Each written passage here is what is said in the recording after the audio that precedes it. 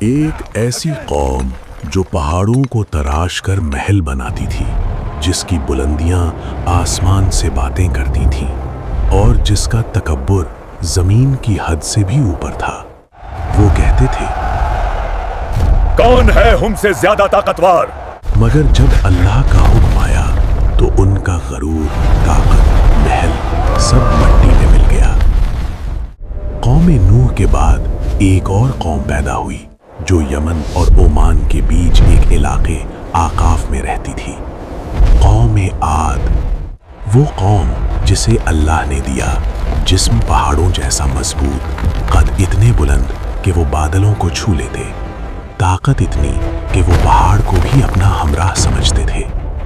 ان کے شہر کا نام تھا ذات العماد، یعنی ستونوں والا شہر جو آسمان سے باتیں کرتا تھا۔ آقاف کی ریت میں ان کے شہری علاقے دور دور تک پھیلے ہوئے تھے۔ رات کو ان کے چراغوں کی روشنی دور تک چمکتی، گویا ان کا شہر زمین پر کوئی تاج ہو۔ انہیں اپنی طاقت پر بہت فخر تھا اور وہ ہمیشہ کہتے، اس زمین پر ہم جیسے لوگ نہیں ہیں اور نہ ہی دوبارہ کبھی پیدا ہوں گے۔ ان کے بچے بھی بہت طاقتور تھے۔ وہ چھوٹی عمر میں پتھر اٹھا کر اپنی طاقت دکھاتے اور ان کے بزرگ فخر سے کہتے، ہمارے بچے بھی پہاڑوں کو جھکانے والے ہیں۔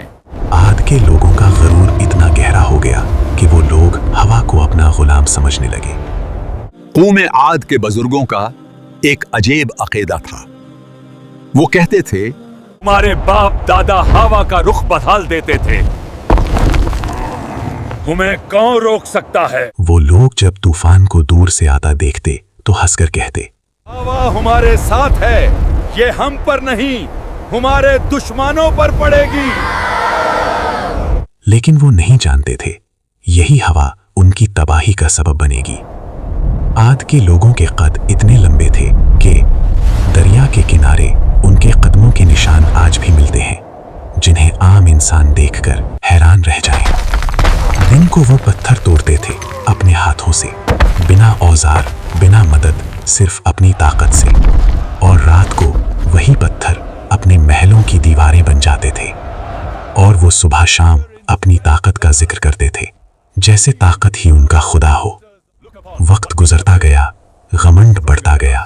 پھر اللہ نے ان کی طرف اپنا نبی بھیجا، ایک شخص ان کی قوم میں سے، ان کی زبان میں، ان کے خون میں سے، لیکن ان کے جیسا نہیں، حضرت ہود علیہ السلام۔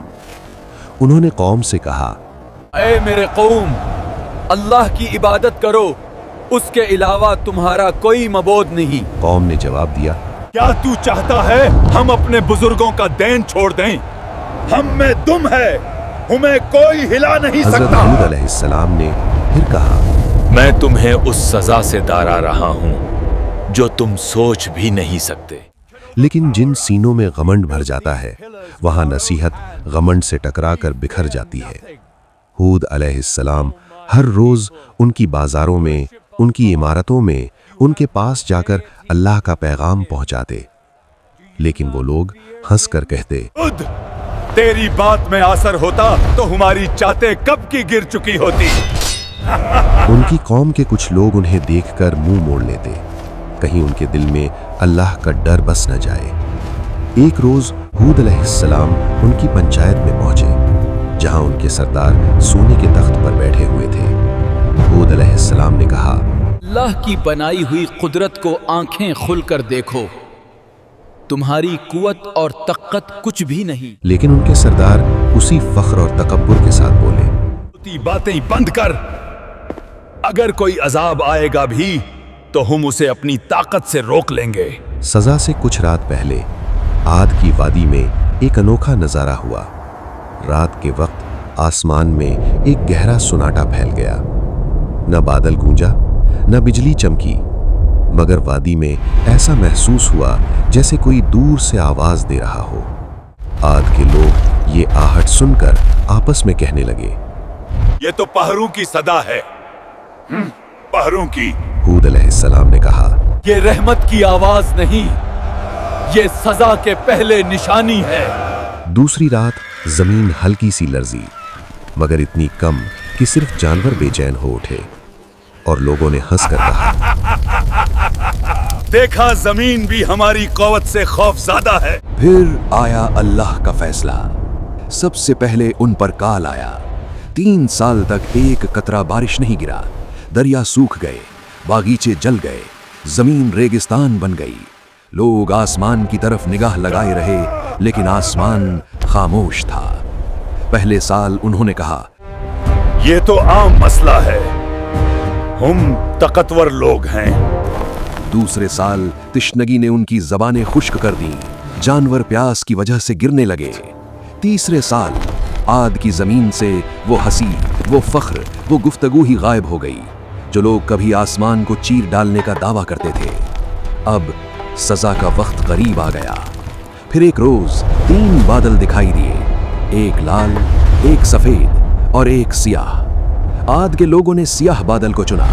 सरदारों ने कहा, काला बादल, उसमें पानी है, रहमत है।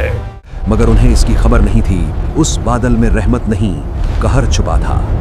आसमान काली चादर में लपेट गया। हवा सर्द होने लगी, लोग कूदने लगे, चिल्लाने लगे।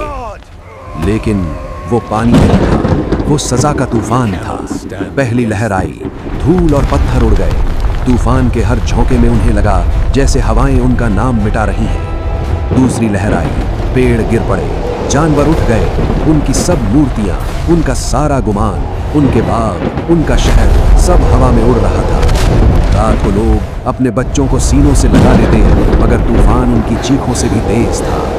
तीसरी लहर, इंसान हवा में बिखर गए। उनकी बुलंद इमारतें जो कभी स्टूलों पर आसमान से बातें करती थी, अब रेत के अंदर धंस गई। 7 रात और 8 दिन वो तूफान चल रहा था। आसमान गरजता रहा, जमीन कांपती रही। उनके महल, उनकी शान सब मिट्टी में घुल गई। अल्लाह ने इरशाद फरमाया, व अम्मा आदुन उहलकू बिर्रीहिन सरसरिन, और आद की कौम मिटा दी गई एक सख्त कड़कड़ाती हवा से जो 7 रात और 8 दिन लगातार चलती रही। और जब हवा रुकी तो सिर्फ सुन्नाटा था। रह गया सिर्फ रेत का समंदर और ढेर हो गए तने जैसे खजूर के खोखले तने।